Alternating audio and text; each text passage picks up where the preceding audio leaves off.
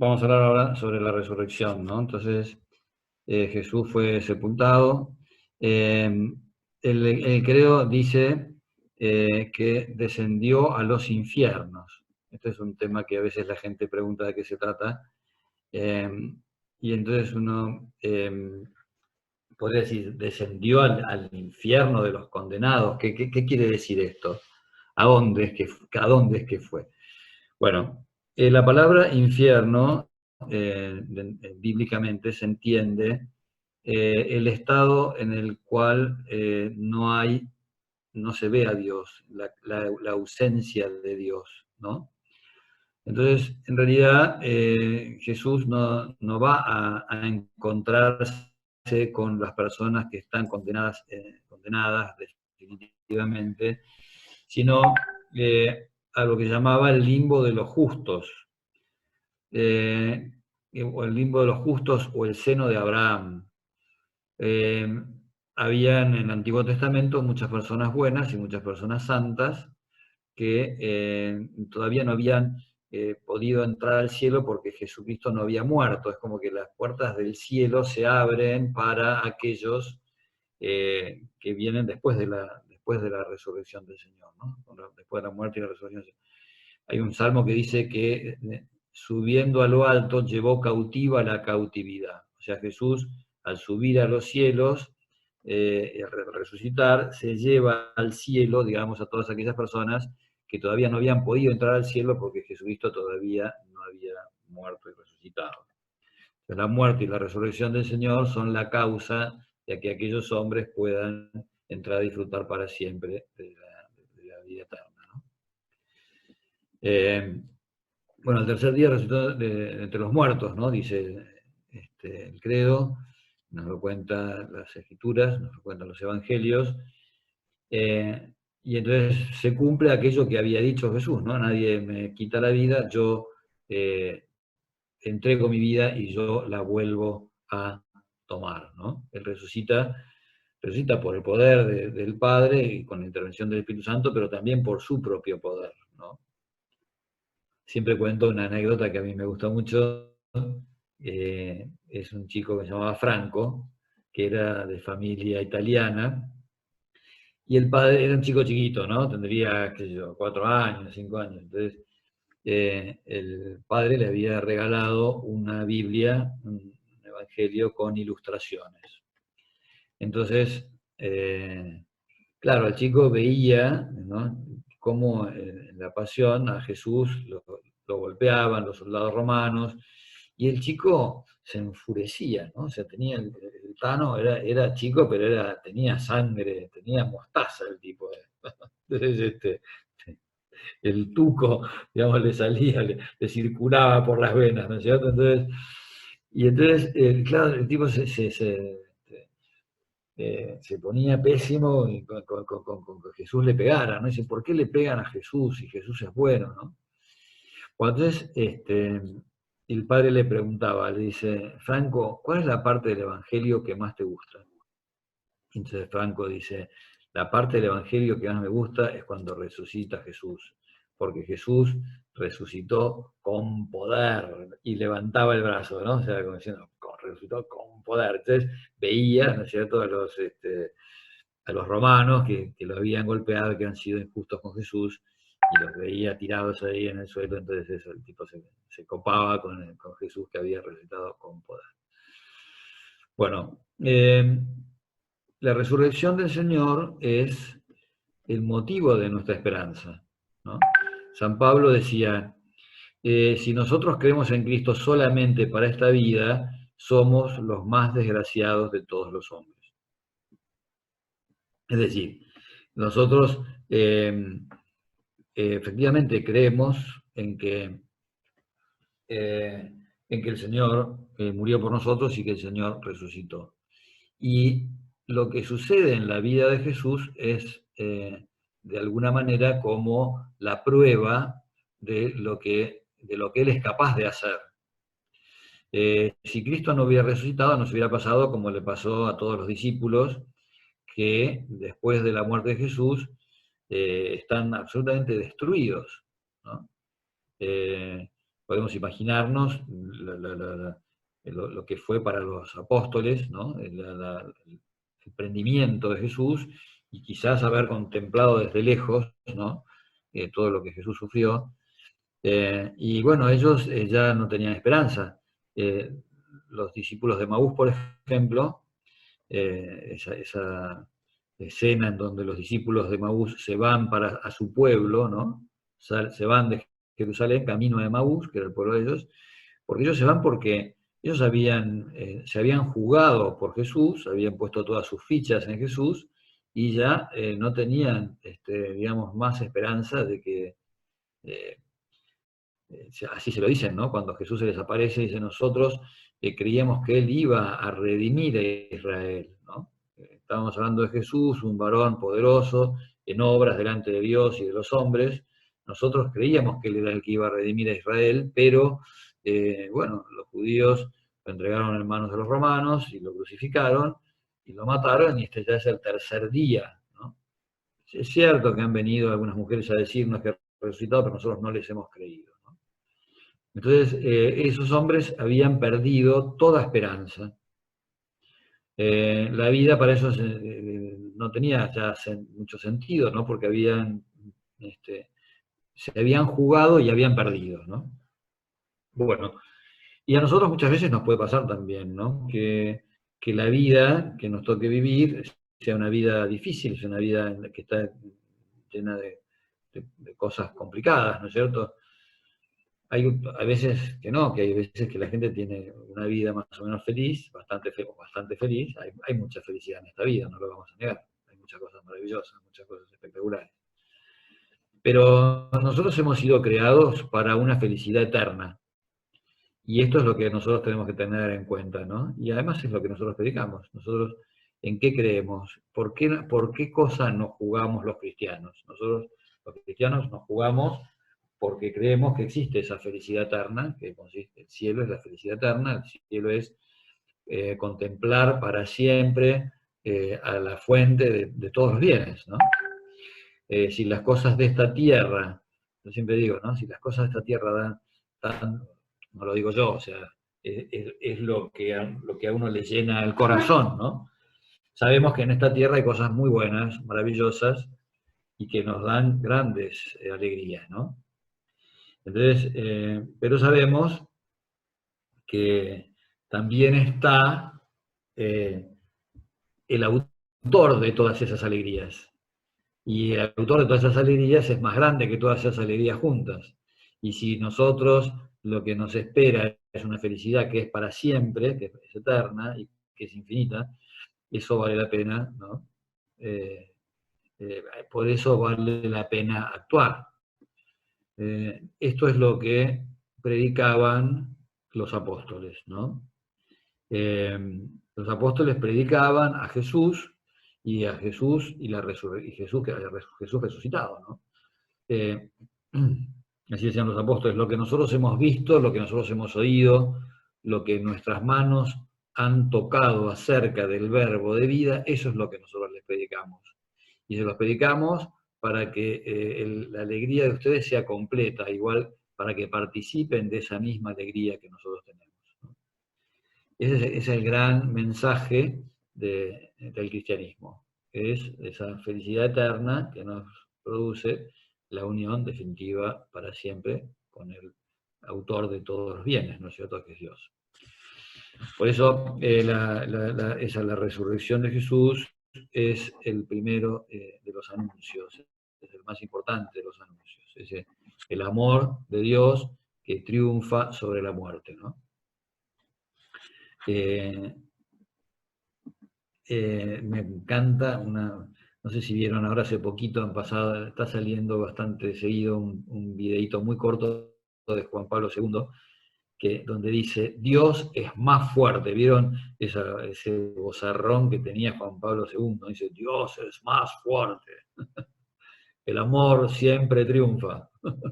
Y me encanta esa convicción, ¿no?, que tenía aquel hombre, ¿no?, que había luchado durante toda su vida, ¿no?, con una vida dificilísima, dura, años enteros bajo la dominación de estados totalitarios. Bueno, y habiendo luchado contra todo eso, y él tenía esa convicción tan grande, ¿no es cierto?, de que, o como decía también la Madre Teresa de Calcuta, ¿no?, decía que los dolores de esta vida no nos hagan olvidar de la alegría de Cristo resucitado. Bueno, el Señor, por tanto, después de resucitar, el Señor se aparece a lo largo de 40 días, se aparece a sus discípulos, ¿no? Y les dice, ¿no? Cuando sube al cielo, les dice, vayan por todo el mundo y anuncien el Evangelio, ¿no? Bautizando en el nombre del Padre, y del Hijo, y del Espíritu Santo. O sea que nos entrega a los cristianos esta misión, ¿no? San Juan también dice que él cuenta las apariciones, las distintas apariciones de Jesús, y dice que no se apareció a todo el pueblo, sino que se apareció a algunas personas, algunos que estaban predestinados por Dios para ser sus testigos. Y lo propio del que ha visto algo es esa responsabilidad que tiene de transmitirlo a los demás, ¿no? Cuando alguien posee una verdad, tiene que transmitirla a los demás. San Agustín tiene una frase que a mí me gusta mucho, que es una especie de trabalenguas. Primero se los voy a decir estilo trabalenguas para que ustedes no entiendan nada, así no se distraen. Y después se los voy a explicar. Dice así San Agustín: todo aquello que cuando se da no se pierde, mientras se tiene y no se da, no se tiene como debe ser tenido. ¿Verdad que no entendieron nada? Yo lo dice a propósito para que se despisten un poco. Pero entonces ahora voy a desmenuzar esto, ¿no? Me acuerdo que una vez le dije a mi cuñado, dame tu teléfono. Me dice mi cuñado, ¿y si yo te doy mi teléfono, con qué te llamo? Me dice. Entonces, claro, si él me da su iPhone o su Samsung o lo que sea, si me da el aparato, si me da el dispositivo, efectivamente él ya no puede hablar porque ya no tiene su dispositivo. Es una cosa material que en cuanto me la entrega, ya no la tiene más. Entonces, todas las cosas materiales, cuando uno las entrega a alguien, se las da a alguien, uno ya deja de tenerlas, la tiene el otro a quien yo se la di. Ahora, ¿qué pasa con las cosas inmateriales? Si él, en vez de darme su iPhone 6 o 8 o el que sea, o su Samsung Galaxy, me da el número de su teléfono, cuando me da el número de su teléfono, él no deja de tener ese número, sino que ahora ese número, en vez de tenerlo solamente él, lo tenemos nosotros dos, y todos los que están en su lista y a los que se los ha dado. Bueno, esto mismo sucede con, o sea, bueno, ¿y para qué sirve un teléfono si vos no le diste a nadie tu número de teléfono? Bueno, ahora los teléfonos inteligentes sirven para ver internet, sirven para otro montón de cosas, tener una calculadora, fenómeno. Pero como teléfono, para cumplir su oficio de teléfono, tenés que darle al otro tu número, ¿no? Y si vos no le das al otro tu número, tu teléfono no sirve como teléfono, sirve como otra cosa, pero no como teléfono. Entonces, todas aquellas cosas que cuando se dan no se pierden, mientras se tienen y no se dan, no se tienen como deben ser tenidas. O sea, ¿para qué me sirve a mí tener un teléfono si yo cuando te doy el número yo no pierdo el número? Entonces, por ejemplo, ¿no es cierto? Entonces, con el conocimiento pasa eso. O sea, si alguna persona es un estudioso, qué sé yo, llegó a descubrir cosas, pero no participa aquello que descubrió o aquello que investigó, entonces está haciendo un mal uso de eso que él posee, de ese conocimiento que posee. De hecho, cuando una persona comunica lo que sabe, se beneficia también, porque en la medida en que uno va explicando las cosas, en esa misma idea va también profundizando, y en el diálogo se va enriqueciendo con, por ejemplo, con el punto de vista de otra persona, con las cosas que el otro dice, con las objeciones que le pone, porque tiene que volver a pensar lo que está diciendo. En fin, lo mismo pasa con el amor, ¿no? Cuando una persona tiene esa capacidad de amar, pero se retrae y no da a los demás ese amor que tiene en su corazón, está, podríamos decir, como desperdiciando ese corazón, ¿no? Está haciendo un mal uso de esa capacidad suya de amar, cuando de hecho no se le está brindando a los demás, ¿no? Entonces, nosotros evidentemente no hemos visto a Jesús físicamente, nosotros no hemos, eh, no hemos tocado, no hemos metido el dedo en el lugar de los clavos, ni hemos metido la mano en el costado, ¿no es cierto? Pero sí tenemos la fe en las cosas de Dios, nosotros hemos participado de sus bienes, nosotros sabemos lo que significa tener esperanza, nosotros sabemos lo que significa tener paz interior, nosotros sabemos lo que son los beneficios de ese luchar contra nosotros mismos, porque el Señor nos concede su gracia, es decir, tenemos una experiencia que está bueno que nosotros la brindemos a los demás, ¿no? Y si nosotros nos quedamos con eso, entonces nosotros, bueno, vamos a privar a los demás de esa alegría, ¿no es cierto?, de participar de la resurrección del Señor, de la esperanza, de esa vida eterna, ¿no es cierto? Entonces, bueno, el Señor quiere, por tanto, que nosotros seamos, que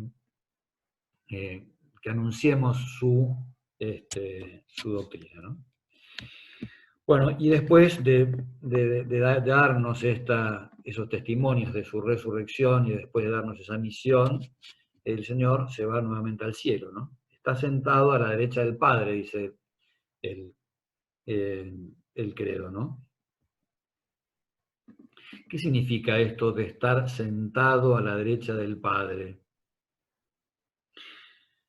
Estar a la derecha de la persona que más importante significa estar en el lugar, en el primer lugar, en el lugar de más importancia. Es decir, Jesús, por ser el Verbo encarnado, por ser el Hijo de Dios y por ser el mismo Dios, ya le corresponde a él, por su propio derecho, le corresponde estar en el cielo, ¿no es cierto? En realidad él nunca dejó de ver a Dios, siempre tuvo la visión beatífica, también acá en la tierra. Ahora, a la humanidad de Cristo es a la que le corresponde, entre todas las demás criaturas, ocupar el primero y el más importante de los puestos, de los lugares, ¿no? Entonces, y el estar sentado significa que no es una cosa provisoria, que no es una cosa, podríamos decir que es un ratito, que es para estar en el podio y recibir la cucarda y después ya abandonarla, ¿no? Es una maravilla saber que Dios, que antes era solamente Dios, ahora ya no es más Dios y nada más que Dios. Ahora es Dios y hombre para toda la eternidad. Es decir, esa unión hipostática, la unión entre la persona de Jesucristo, entre la divinidad y la humanidad, no es una cosa que se acabó cuando Jesús se va al cielo. Cuando Jesús se va al cielo, así como Dios viene a este mundo y se encarna, eh, cuando sale de este mundo no abandona su humanidad, sino que Dios, Jesús sigue siendo Dios y sigue siendo hombre, estando también en el cielo. Esa unión entre lo humano y lo divino es ya para siempre, ¿no? Dios se casó con la naturaleza humana, ¿no? Y por eso también es como que San Pablo nos dice que tenemos un abogado junto al Padre. Los abogados somos unos personajes peligrosos, pero necesarios. No sé si habrá alguna abogada entre ustedes o no, pero bueno, nosotros siempre necesitamos a alguien que nos defienda, ¿no? Alguien que conozca, podríamos decir, cómo hacer para zafar de nuestras faltas, de nuestros errores, de nuestros pecados, ¿no? Alguien que nos aminore la culpa. ahí también la Virgen también tiene esta misma misión, ¿no? También a la Virgen también la llamamos abogada nuestra, ¿no? Hay creo que ya se los conté hablando acerca de la Virgen, ¿no? De esa anécdota de aquellos que no tenían mucho mérito, pero que, bueno, que la Virgen se los llevó al cielo. Hay una oración muy linda que dice: recuerda, Virgen Madre de Dios, cuando estés en su presencia, de hablarle de nosotros cosas buenas. Eso podríamos decir es como la misión que Jesús tiene junto al Padre, y la misión que tiene también la Santísima Virgen, ¿no? De interceder por nosotros, de darle al Señor argumentos para que nos tenga junto con Él. Dios no los necesita propiamente hablando, ¿no? Pero qué bueno que es tener junto al Señor, junto a Dios, a Jesús, que ha padecido al lado nuestro, que sabe lo que es la humanidad, ¿no es cierto?, que nos recibe, que nos acoge. Está sentado a la derecha, ¿no? Hay una frase de la Epístola a los Filipenses donde dice que el Verbo, al encarnarse, no consideró como un tesoro codiciable el aparecer delante de los hombres en la forma divina, ¿no? Sino que se humilló y se hizo siervo, ¿no? Se hizo un servidor. Dice, por eso Dios lo exaltó y le dio un nombre que está sobre todo nombre, para que al nombre de Jesús se doble toda rodilla en el cielo, en la tierra, en los infiernos, etc. Y todos confiesen que Jesús está sentado a la derecha del Padre.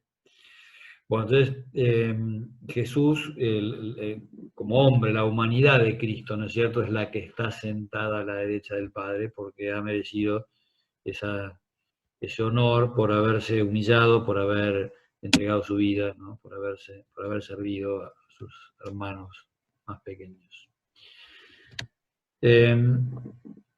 Desde allí debería juzgar a los vivos y a los muertos, dice también, ¿no?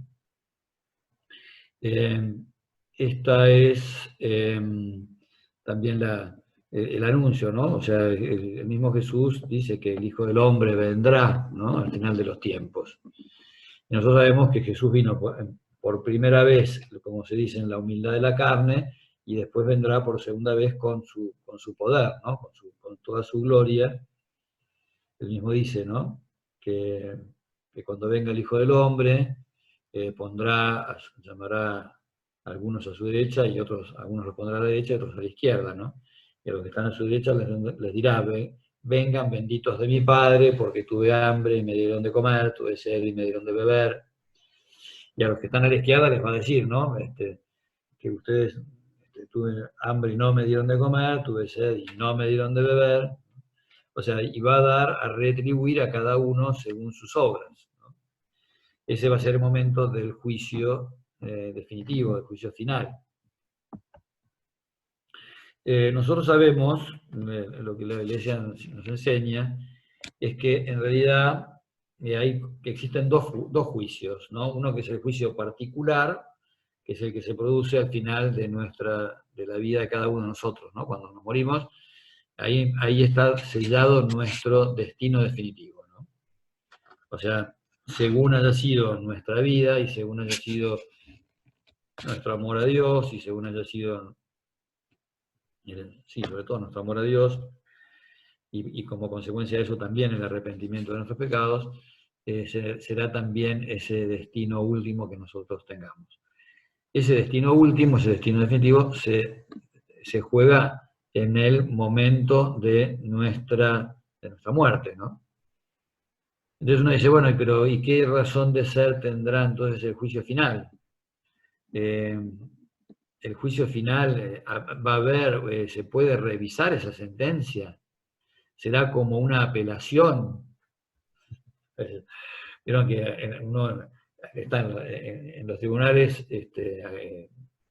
los tribunales humanos está el juez de primera instancia, está la Cámara, está la Corte Suprema, ¿no es cierto? Entonces uno tiene distintas instancias a las que puede ir apelando, ¿no? Entonces, bueno, no, el juicio final no será un lugar donde se pueda apelar. El juicio definitivo ya está dado de acuerdo a la conducta que uno haya ido tomando a lo largo de su vida. Pero en el juicio final sí se conocerán una serie de cosas, se va a hacer como una especie de publicación de sentencias, ¿no?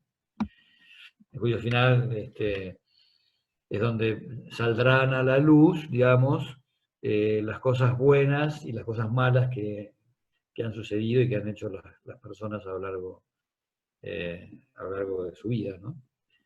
No sabemos así como demasiado bien cómo va a ser eso, pero bueno, estamos rodeados de misterios, ¿no? Así que bueno, van a ser las propias obras de cada uno, ¿no es cierto?, las que de alguna manera sean las que nos juzgan, ¿no? Es como que Dios va a permitir en el momento ese de nuestra muerte, ¿no es cierto?, nos va a dar como una luz especial para que nosotros podamos analizar lo que ha sido nuestra vida, ¿no?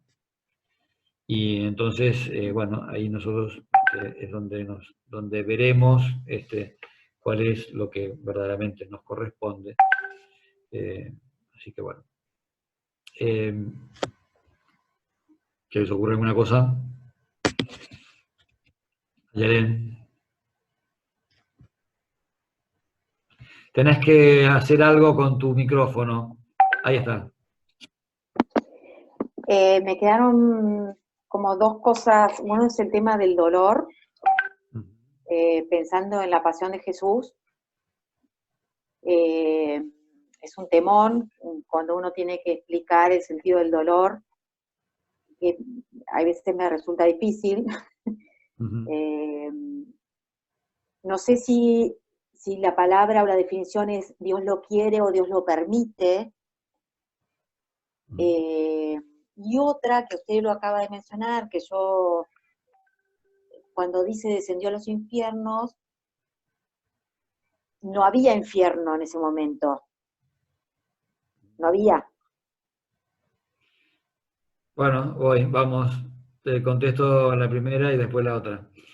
Bueno, intento contestar. El dolor en sí mismo no es un bien, primera cosa. El dolor en sí mismo es un mal. Nosotros los cristianos no decimos que el dolor es un bien en sí mismo. Siempre cuento una anécdota. Un tío mío tenía unos versos que decían, era un borracho, ¿no? El borracho decía, mi abuelo murió de lepra, mi padre de pulmonía y yo estoy tuberculoso, uy, uy, uy, qué alegría. Eso lo puede decir un kurda, lo puede decir un tipo que está borracho, lo puede decir un loco. Una persona que está en su sano juicio no puede afirmar que el dolor en sí mismo es un bien. Por tanto, el dolor no es algo que Dios lo quiera de modo positivo. Es algo que forma parte, digamos, de este mundo que no es perfecto. O sea, el mundo material se descompone, ¿no es cierto? O sea, qué sé yo, uno le crece el pelo y el pelo le desaparece. Uno intenta hacer un poco de régimen, pero qué sé yo, el coronavirus y el confinamiento hace que uno vaya creciendo, ¿no es cierto? Que la ropa se vaya achicando. Es decir, el dolor forma parte, podríamos decir, de lo que es del mundo creado, del mundo creatural, ¿no? Entonces, lo que hace Dios no es enviarnos el dolor, lo que hace es acompañarnos en el dolor, en aquello que existe, ¿no es cierto? Y lo que hace Dios también es hacer que el dolor se convierta en ocasión también se vale hasta incluso del dolor para hacer que de cosas dolorosas salgan cosas buenas. Por eso Dios, lo que Dios, podríamos decir, aprovecha incluso lo doloroso ¿no? Para sacar cosas buenas de ese dolor. Hay veces que, bueno, a veces que después del dolor de una operación viene la salud. Hay veces que después de una, qué sé yo, de un esfuerzo continuado, uno recién después de ese esfuerzo consiga el fruto que estaba deseando. Hay veces que para recobrar algunas cosas que uno ha perdido, tiene que haber perdido primero eso, ¿no? Hay una... a veces incluso hasta los triunfos tienen como un sabor especial después de esa dificultad que uno venció, ¿no? Hay unos versos de Bernardes que son muy lindos. Dice Bernardes: si para recobrar lo recobrado debí perder primero lo perdido, si para conseguir lo conseguido tuve que soportar lo soportado, si para estar ahora enamorado fue menester haber estado herido, tengo por bien sufrido lo sufrido, tengo por bien llorado lo llorado. Porque después de todo he comprendido que no se goza bien de lo gozado, sino después de haberlo padecido. Porque después de todo he comprobado que lo que el árbol tiene de florido, vive de lo que tiene sepultado. O sea, hay cosas que Dios no es que Él las quiere, sino que Él, como vos decías, las permite para sacar de ese mal algo mayor, ¿no?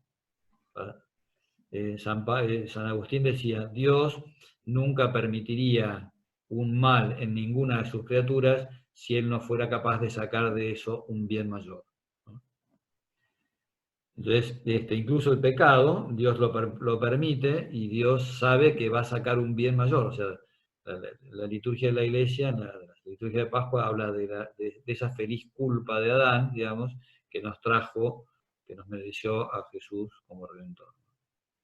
Por tanto, no es que el dolor sea en sí mismo un bien, sino que es algo de lo cual el mismo Dios se vale para hacernos sacar otro bien.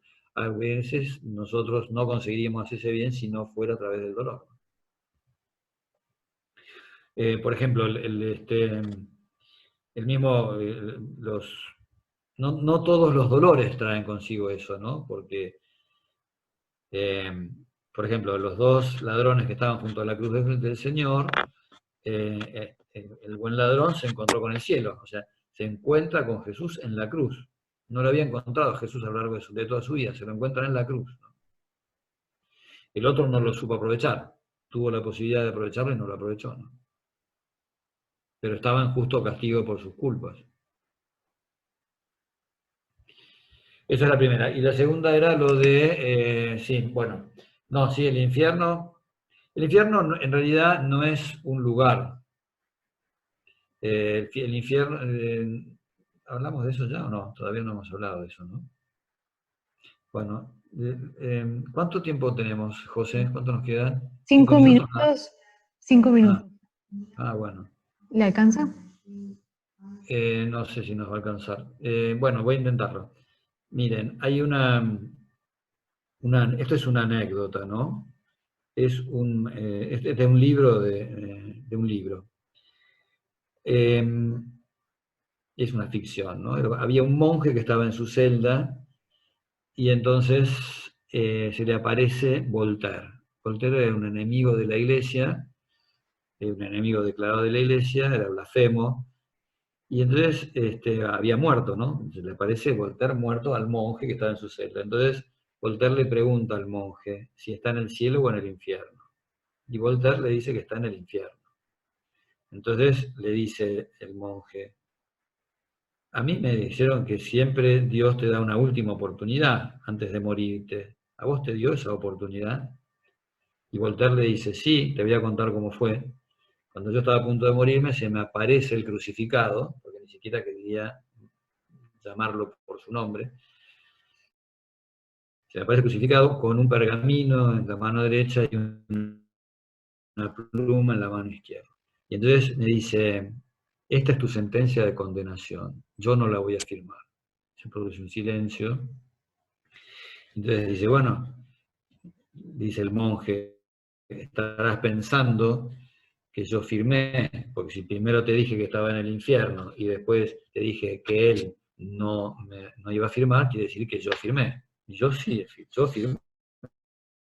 Efectivamente, eso es lo que sucedió. Y vos dirás: ¿cómo que yo firmé para ir al infierno? Sí, porque si yo no firmaba, dice, era un reconocimiento implícito de que me había equivocado. Y yo no estaba dispuesto a reconocer que me había equivocado a lo largo de mi vida. Por eso agarré y firmé. Y te voy a decir más, dice, yo ahora soy inmensamente infeliz, pero si me lo volvieran a plantear, si me volviera a poner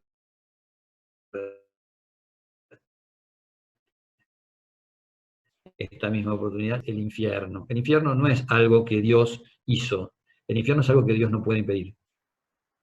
El infierno es el rechazo voluntario de Dios por parte de una persona que es libre, la persona que libremente a Dios le dice, no quiero que estés en mi vida. Eso es el infierno. Cuando dice que Jesús descendió a los infiernos, no descendió a un lugar físico,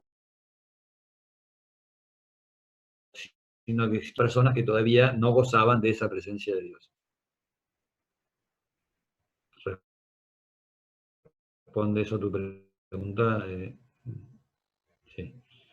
Bueno, nos quedan 2 minutitos nada más, así que bueno, seguimos si quieren el jueves que viene. Dale. Bueno, que les vaya bien. Gracias. Hasta el Muchas gracias, jueves. padre. Chao.